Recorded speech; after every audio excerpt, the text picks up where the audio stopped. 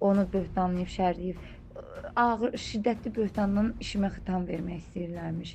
Mən güya məsuliyyətsiz, öz işimdən sui-istifadə edən, sonra maaş xətrinə sinif rəhbərliyi, pul xətrinə sinif rəhbərliyi götürüb uşaqlardan maraqlanmayan bir müəllim kimi qələmə verilmişdim.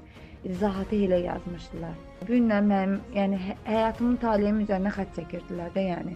Polis şöbəsinə çağırılmışdım. Nə bilim, ağızlarına gələni deyirdilər hərəsi bir tərəfdən ki, şeydir, günah çölündədir, günah çölündədir. Mən bilmədim ki, mən necə, nə deyim, necə müraciət edeyim. Yəni, biri var xəbərdarlıq olunlar, biri var töhmət verirlər, biri də var şiddətli töhmət verirlər. Yəni, şiddətli töhmət, nə etmişəm mən şiddətli töhmət yeyəm? Yəni, mən başa düşmədim, bu şiddətli töhmət nə deyə yazmışdılar. Ərzəmi götürmüşlər, ərzəmi vermirdilər, güya ərzə yazılmayıb. Kameranın videosunu göndərmirdilər mənə ki, olmaz. Yəni, mən axırda dedim ki, uşaqlar valideynlərə göndərmişsiniz, valideynlərdən almışam videonu.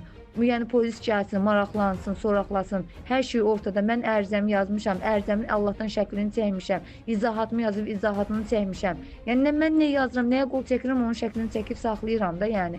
Sizin gizlətməyinizdən deyil. Ondan sonra söhbəti dəyişdirilər.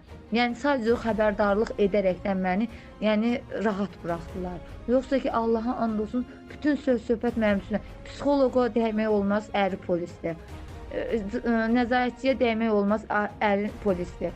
Bu direktordur, bu zavusdur. Həkimi bəs şeydir, adı nədir, qurban kəsici seçək. Nə bilim, təhsil sektor deyib ki, bir nəfərin adını çəkməlisiniz ki, söhbət bağlansın. Sinif rəhbəri, söhbət bağlanmışdır. Yəni, maraqlanan yox idi ki, bu sinif rəhbəri yazıq neynəsin?